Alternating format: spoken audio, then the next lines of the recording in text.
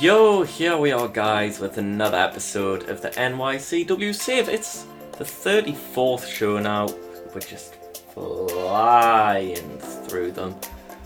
In the last show, that's the wrong bit. The last show, Angel Garza and Selena De La Renta defeated Doomfly. Space Monkey beat Britt Baker and Tony Deppen. Dave Finley Jr. beat Brent Banks. Saucy Daddies beat Jess Troy and Shazza McKenzie. Amazing Red and Matt Tydal beat LAX. And then the non-title main event, Jacob Fatu defeated Andrew Everett. So if we look up here, you can see obviously the King of New York. Oh yeah, what are the title pictures?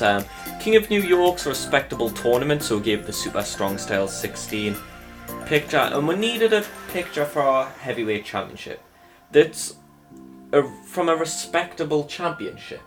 A belt that means just as much as ours does. So we went with the 5-Star Wrestling Championship, which Jacob Fatu's now held for 4 months. Maybe 5. Is it May? It's May. 1 month's February, 2 is March. 4 months! 4 months he's been champion for, and if he retains tonight, then he will have equalled the amount of defences that Hot Sauce Tracy Williams made.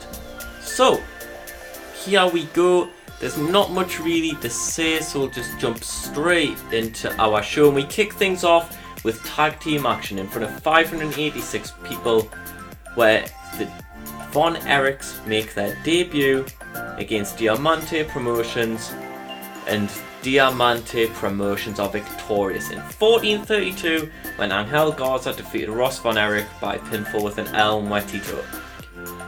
The family tradition gimmick was above average for Marshall and average for Ross.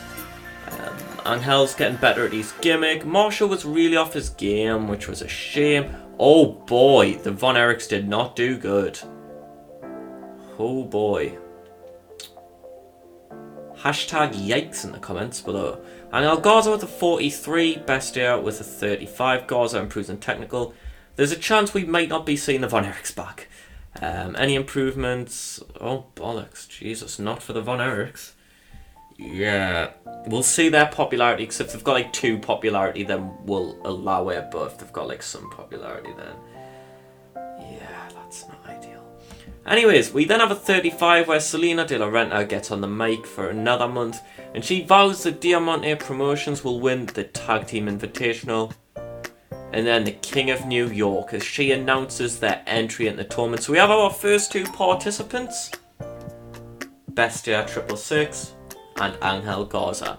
So 2 good wrestlers there. And you've got to see, especially with her managerial skills, she's helped them win a few matches already.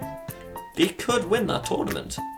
We then have a 36 when a decent match, Tony Deppen defeats Brent Banks and Shazza McKenzie in 13:31. When Deppen rolled up Brent Banks. Deppen with a 36, Shazza 37, Brent gets a 38 and sustains hip tendonitis. So not only does Brent lose, not only is he rolled up, but he gets hip tendonitis. So not his finest match here in NYCW. It's really not been his year so far, has it? We then have a 44 where in a decent match, Space Monkey defeats... Spot Monkeys defeat Extra Talented in 14:08 when Space Monkey defeats Ricky Starks by pinfall with a tail whip. Whip, as Stewie Griffin would say. Ricky Starks gets a 14, Jesus. Aaron Solo gets a 37, which is quite decent. Everett and Space Monkey have great chemistry teaming together. Monkey with a 46, Everett with a 53. Solo improves in flying. And yeah, good win for Space Monkey and Andrew Everett there. They advance to the tournament's next round. And a nice little win for both of them. Everett's back to winning ways. Space Monkey picks up another win. We then have a 45 when a decent match, Hot Sauce Tracy Williams defeats Eli Everfly in 14:51 by pinfall with a pile driver. Eli was really off his game. Tracy's gimmick's getting stale, which is a shame. But yeah, Eli with 34, Tracy with a 48, which is quite solid. And a good win for Tracy Williams there, racking up those W's. Then, in what I think is our semi-main event, it is! In a 61, in a bout that had good wrestling and a decent reaction from the crowd, Reborn Matt Sydal defeats the debuting Flamita in 15:16 by pinfall with a shooting star press. Flamita's classic Technico gimmick gets an initial rating of above average. Seidel seemed off his game, yet still got 64. His gimmick's getting stale, which is a shame. Gets the crowd buzzing. Flamita improves in performance, which is lovely to see.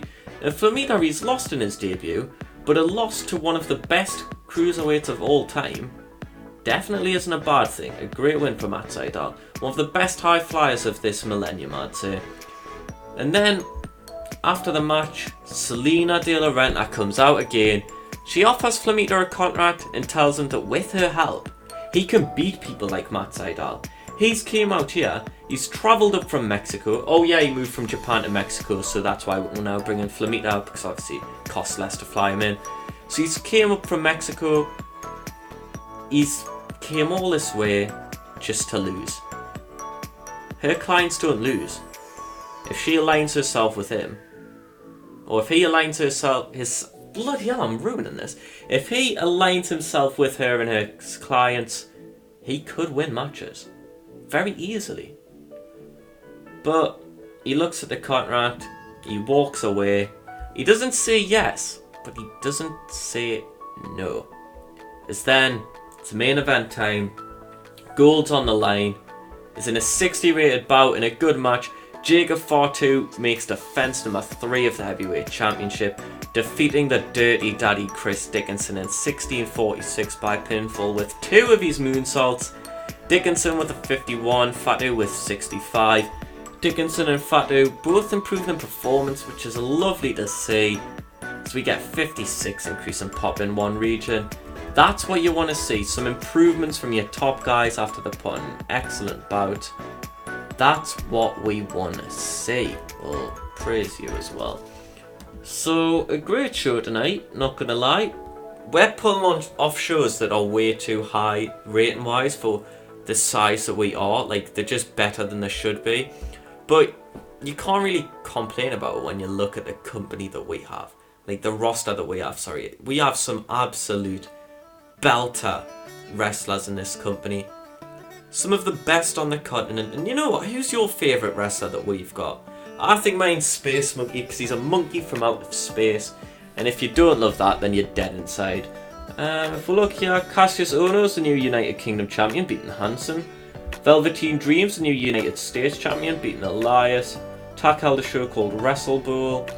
Tanahashi's just went to Rev Pro. Brent Banks is hurt, as we just saw. So we'll see how long he's out for. I don't think he's out for long, to be honest. 2 months, 2.5 months, which is a bit of a long time, so that's very unfortunate for him. The next show then, we don't have a main event set up yet, but we do know that Darga and Tessa Blanchard will be in tag team action against the besties in the world. And Candy Shop are in action as well, aren't they? Who's Candy Shop against? Is Candy Shop against Darga and Tessa? I'll have a quick check. I've got it written down somewhere. But I can't remember actually, come to think of it. Candy Shop will battle Darga and Tessa Blanchard. The besties are against Doomfly. So there we have it, 2 tag bouts there. And you know what? I think I'm feeling nice. I'll announce the man who will battle Jacob Fatu for the heavyweight championship next month. If you look down here, Matt Cross. A man who was one of our regulars, one of our star performers, then he fucked off to Spain because he fancied a holiday. He was working in AIW, but they just got bought out. But if you look here, 8 wins, 3 defeats he's had. Only 2 singles losses. One to Chris Dickinson, one for the heavyweight belt against Josh Briggs. He's not been here in almost 2 years, which is mental to think. He was on a hot streak.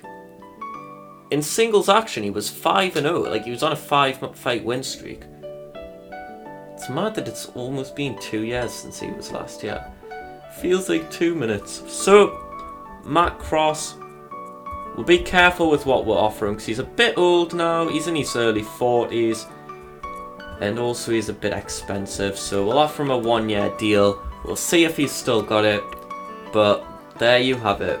Next month, Matt Cross Jacob Fatu, one-on-one for the gold. Thank you for watching. I hope to see you all in the next one. Ta-ra.